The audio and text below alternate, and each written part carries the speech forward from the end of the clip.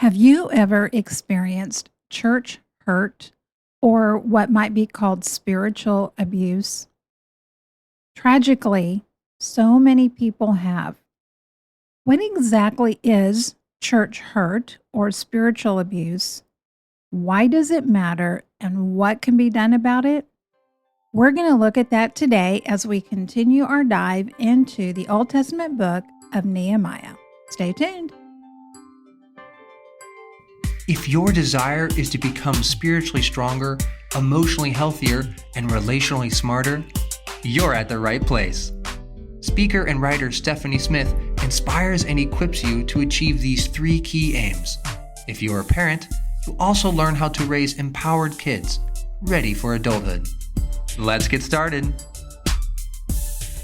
Welcome back, and thanks so much for being with me today. I am thrilled that you are here as we are continuing our walk through the Old Testament book of Nehemiah.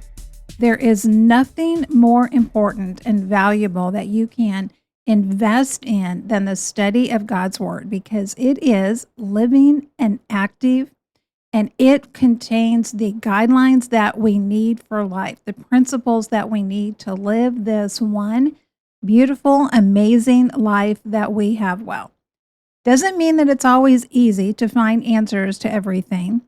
Some things are right there, just kind of on the surface that we can pick up, and other things require deep digging, like mine level digging. One of the things that we see here in this 5th chapter of the book of Nehemiah is what we can relate to today when we talk about church hurt and even spiritual abuse. I use these words with great caution because words matter. Our labels that we put on people or institutions have a very real impact. I'm not a big fan of how we're throwing around the word toxic these days. You know, there's toxic cultures and toxic people. And it seems to me that in many ways that has become an easy out to just deal with difficult people. Let's just label them toxic, and then we don't have to deal with them. Absolutely, I know that there are truly what we should call toxic people, toxic cultures, toxic institutions. However, we do want to be mindful that we use those words with great care and with diligence. It's also the same thing when it comes to the term spiritual abuse and church hurt. And this is where we do need to be thinking in terms of a continuum. It's not just a fixed place like on a number line. It ranges in levels of intensity and how people experience different things. I also think we need to be cautious that we make the distinction between church hurt and an individual, the hurt that individuals cause. You know, again, our words and our labels matter. And when we classify every single person as part of the church, and we talk about church hurt, and we're not careful to distinguish with individual churches, with individuals themselves, then we can engage in this part to whole fallacy. Now, if you're not familiar with a part to whole fallacy, what that is where you take something that is true in one situation and then you expand it to say it's true for the whole thing. It's the old style equivalent of labeling the entire basket of apples as bad because there's one bad apple in the bunch. And so we want to be careful as we're talking about church hurt and spiritual abuse that when we say things like, well, in the church, because what are we really talking about? We're talking about the body of Christ, and that is made up of individuals.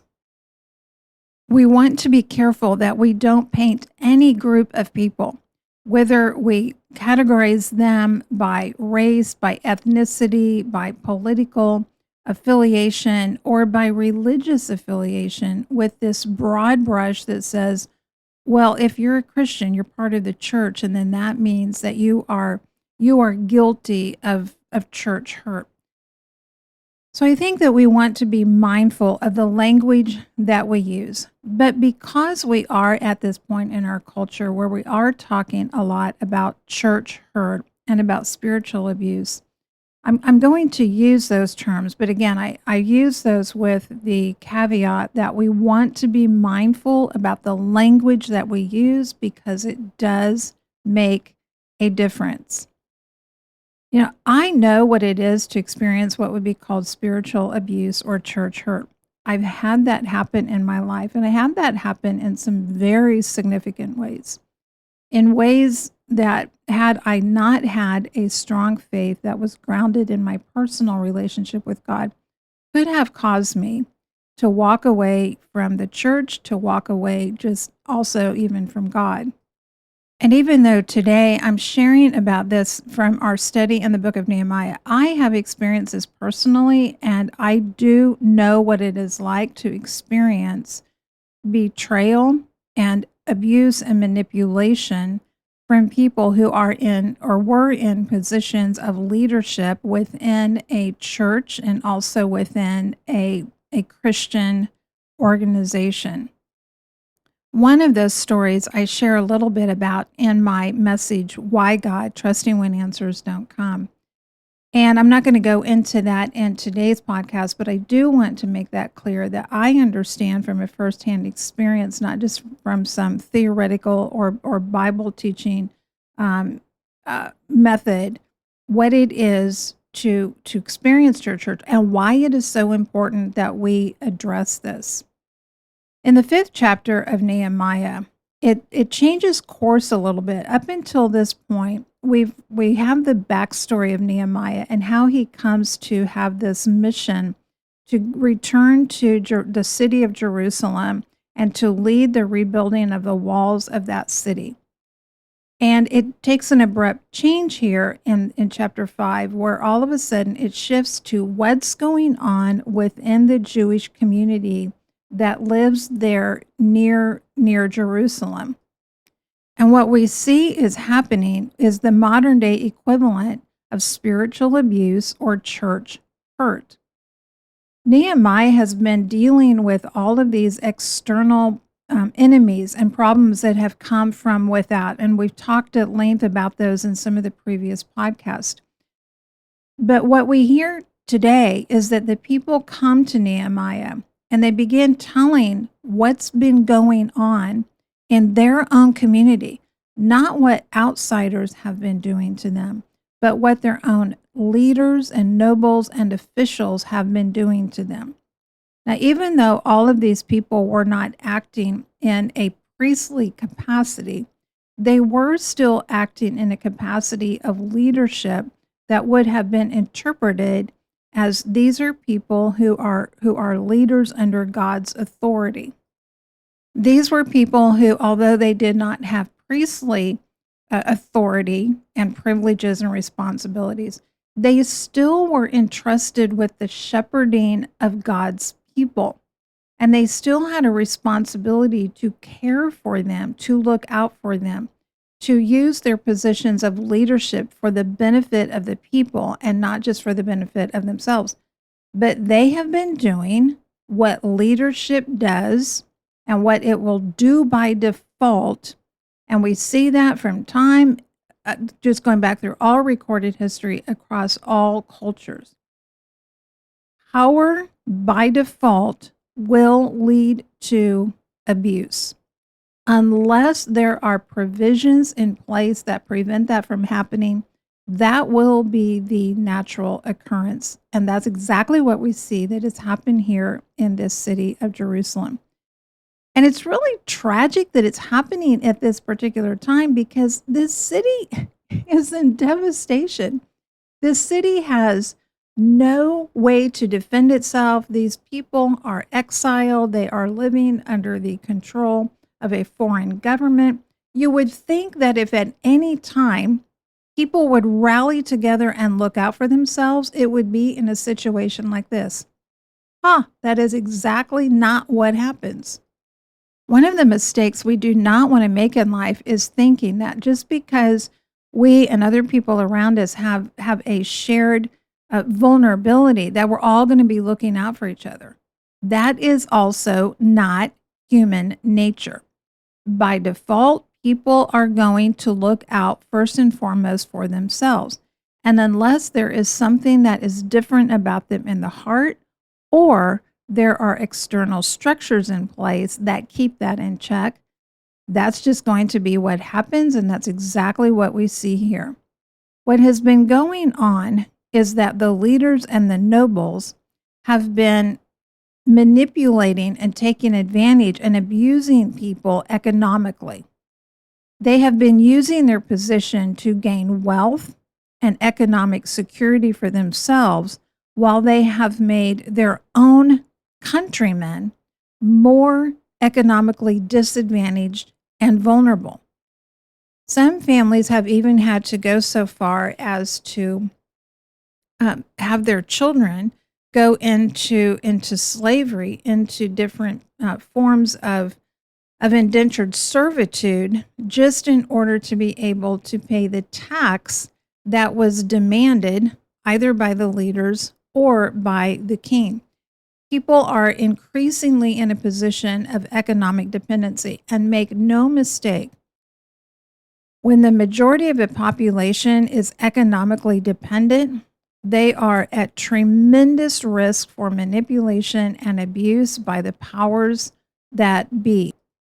As Christians, we do need to be concerned about the economic situations and circumstances and policies and practices, because it has a very real impact in how people are able to live. And that's exactly one of the things that we see that's going on here.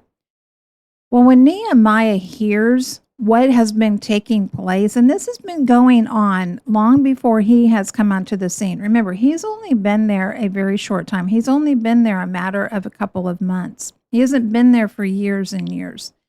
And up until now, he's been so focused on what needs to happen for these walls to be rebuilt, he's not even been aware of all this other stuff that has been going on.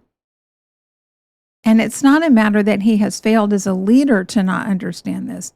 I think it's more likely that the people had been living with this system in place for so long, and they had learned that their leaders were just going to turn a deaf ear to their complaints and their concerns and their problems. And Nehemiah shows up, and hey, this guy has come from serving in the cabinet of the king. I mean, why is he going to care about what's happening to us down here? Nehemiah had to earn their trust by how he handled the ongoing opposition that they were experiencing externally, in order for the people to trust that he would care about the abuse and betrayal that they were experiencing internally. He had earned their trust through his actions, not just his promises or his claims. When he hears what's happening, he's angry. And this is an important part for us to understand, is that he takes a pause between his hearing about it and his emotional response of anger and his action that he does take. In speaking, there's what is known as the power of the pause.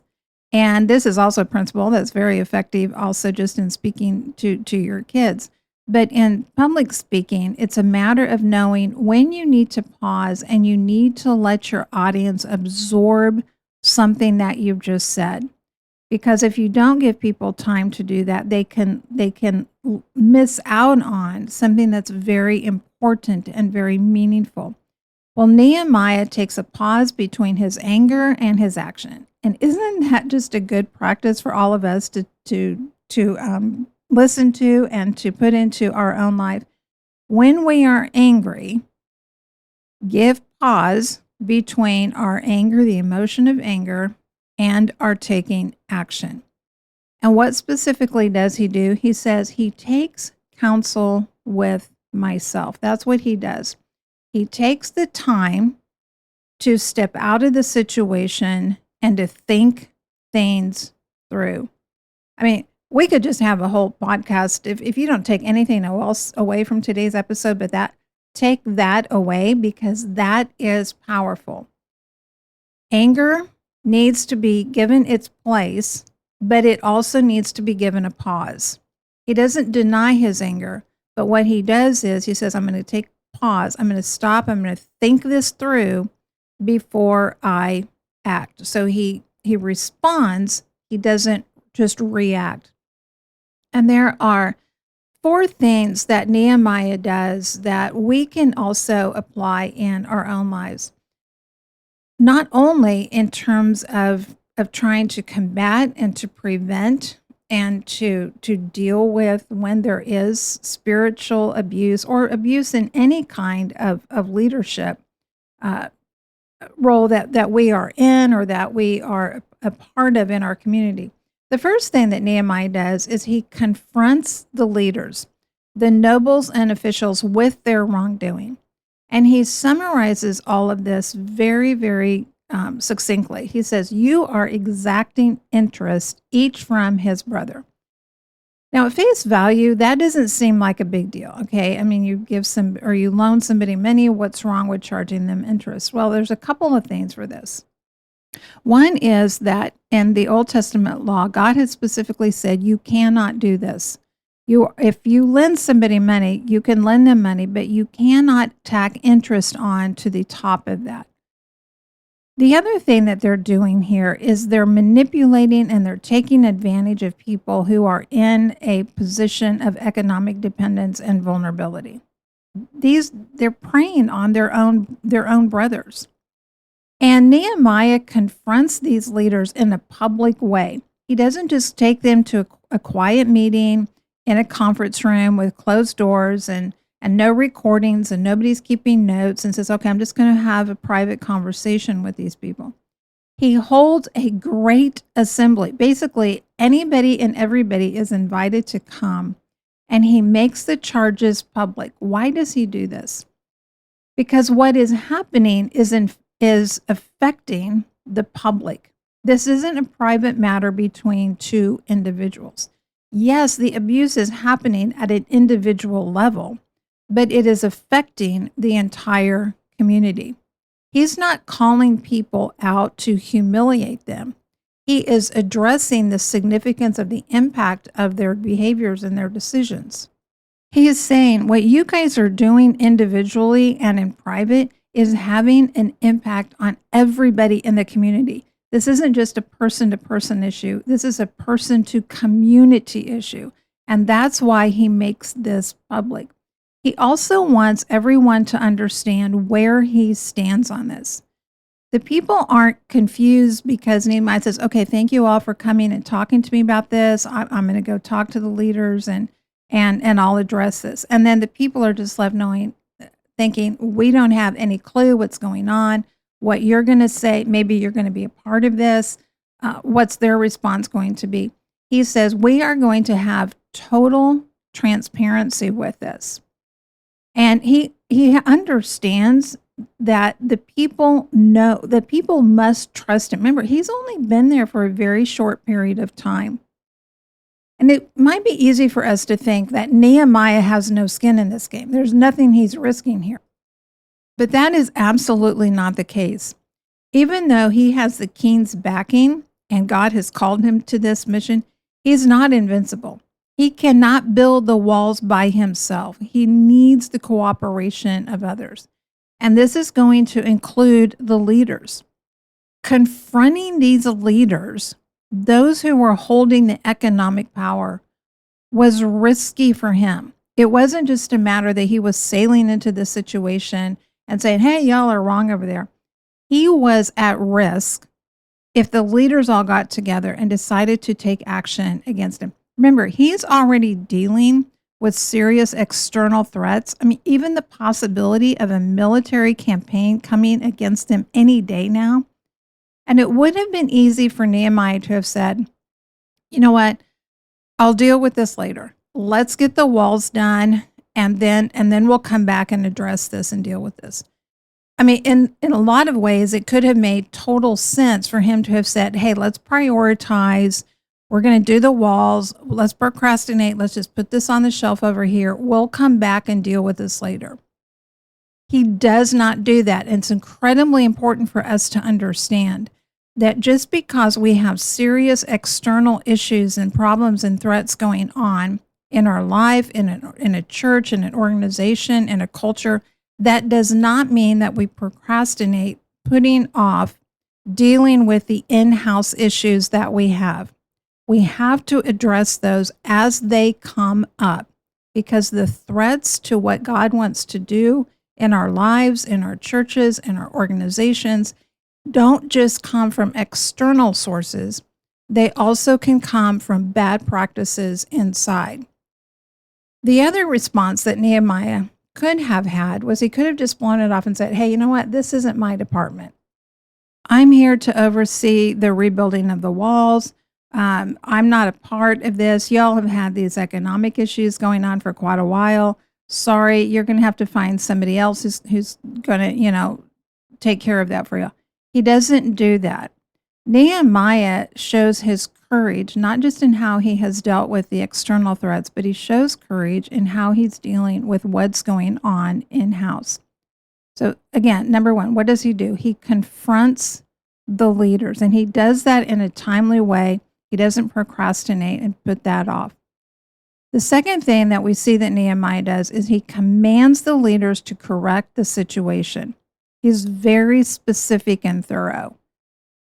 Basically, in summary, he says, give their fields, their vineyards, their money back and stop collecting it. And he's very specific, so there's no wiggle room for people to say, oh, well, you didn't include this, and so we thought it was okay if we... No. He's thorough, and he commands the leaders to correct the situation. He doesn't just confront them about what they've been doing wrong. He says, now correct the situation, and here's how you're going to correct it. Again, this is important, not just for the leaders to understand what they need to be doing, but for the people to understand what is being expected of the leaders who have messed up. This is an important role and an important part when it comes to church hurt or any kind of leadership abuse. People who are left in the dark, that is never going to go well. There needs to be complete transparency. People don't need to be left wondering what's going on behind closed doors, or, okay, people have told us that the leaders are going to have to take action to correct the situation or whatever, but nobody knows what that is. Nehemiah is totally transparent, absolutely clear. Everybody understands exactly what is going to be required of these leaders to demonstrate that they are willing to correct what they have been doing that has been wrong and that has been incredibly hurtful to the people they're supposed to be taking care of. The third step that Nehemiah takes is that he compels accountability. Now, this is also an incredibly important principle here. He doesn't stop by just confronting the leaders and then going off and leaving them and thinking, okay, well, they've been confronted with their wrongdoing. Now they're going to change that. No, he confronts them, and then he commands with specifics what they need to do to correct the situation. And then he compels accountability. He calls in the priests, and he makes the leaders swear an oath before God through the priest that they will follow through on what they've said they're going to do. He doesn't just listen to them say, oh, yeah, we're going to do that. You're right, Nehemiah. We've been wrong. We're going to return their fields and their money, and we're not going to engage in these practices anymore. Nehemiah says, okay, there's got to be more to it than just this. There has to be accountability. It's one thing to make a promise, especially in public or in front of others. It's another thing to follow through in private. And Nehemiah provides accountability that is also public. It's not this private accountability. It's not a matter that the leaders say, oh, you're right, we're going to do this. And then behind closed doors, we're going to set up an accountability system. Again, I'm not saying that all issues where there has been a breakdown or betrayal by leadership need to be held in an entirely public way. There are times, especially when something has been done wrong to an individual, and the impact of that behavior is only at the individual level. Well, you don't go out and announce that to the entire congregation in your church. But when the impact, even when the behavior has been done with one individual, when the impact is to the community, then it is before the community that there needs to be clarity about what's going to be done and how a person is going to be held accountable. And that's what we see that Nehemiah does here is he compels accountability. He doesn't just leave it up to the leaders to say, okay, yep, we're going to follow through and do this. And then he says, okay, all right, well, we're all going to trust you on this. He says, no.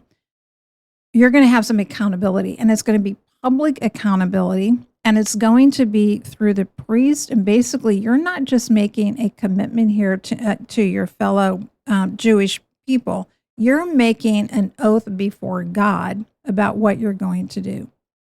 And the last thing that we see that Nehemiah does is he calls on God to be the ultimate vindicator. Now, hear me on this point. This is Nehemiah's last step. It is not his first. And I think it's important that we understand this because his calling on God to be the ultimate vindicator is not an excuse to not take the other steps he's taken. He has confronted them publicly. He has given a command about how the situation is to be rectified, and he has compelled accountability.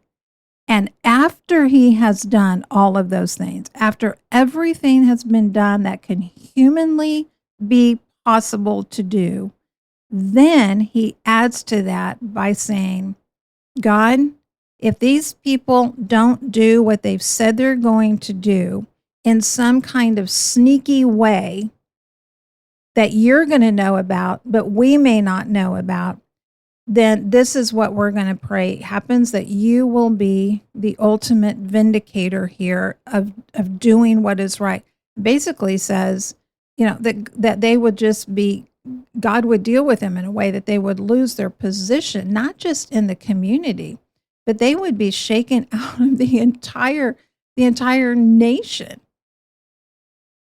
Again, this is not an excuse to not do what humanly they had the capacity to do.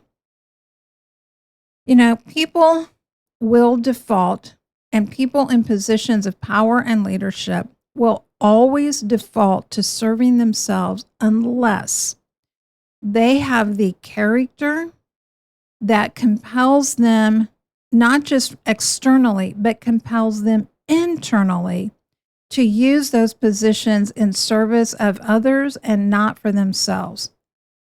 Those are the kinds of people who do not mind, but who will ask for and welcome and not just accept okay, well, I guess if I have to, but will themselves even want to put into practice external structures that hold them accountable, that keep them transparent. Those people aren't going to mind having those things in place to begin with.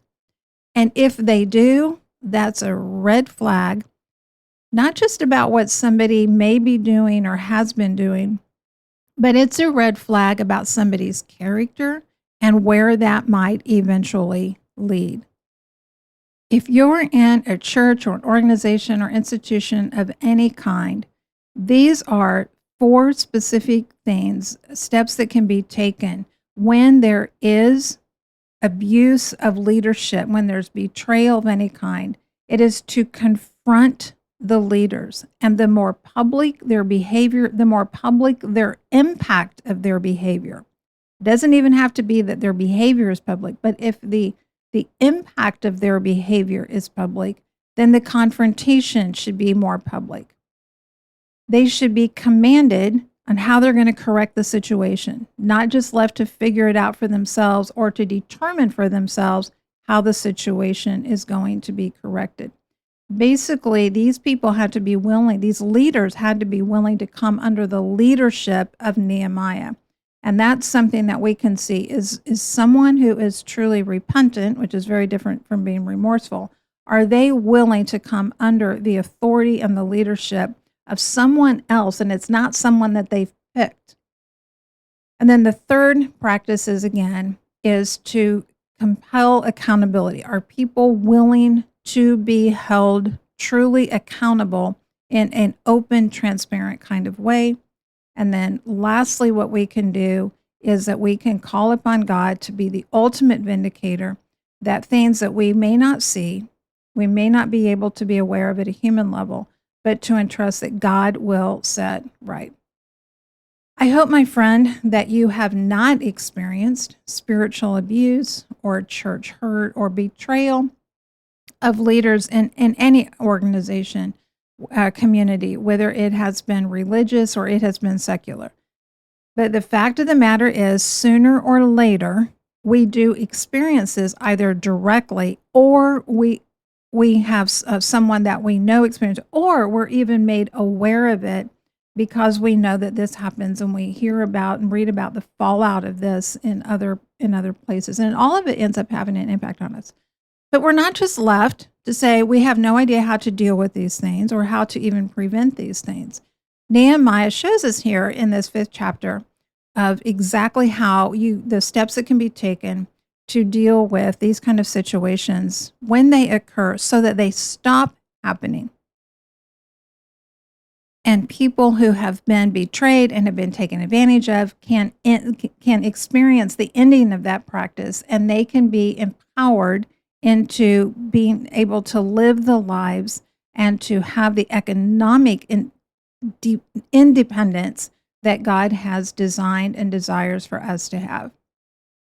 Hey, I'm going to ask you to do a couple of things today. First of all, would you leave a review for this podcast? That is a tremendous help for me and lets me know what you are finding valuable.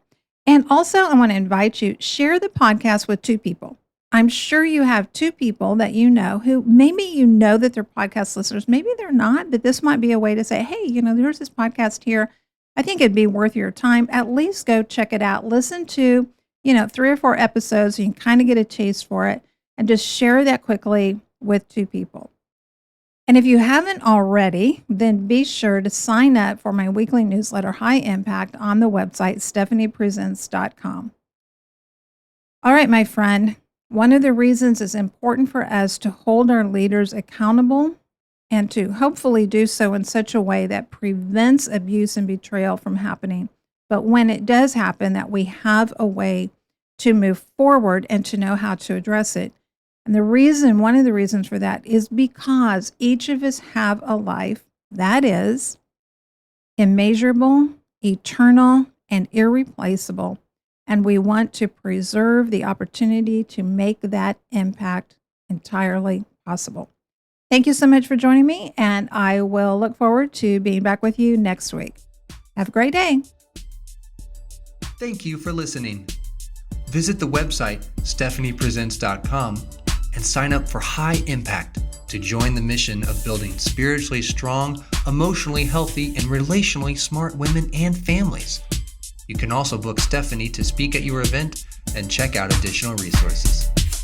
Together, we can invite and equip generations to engage fully in God's grand story.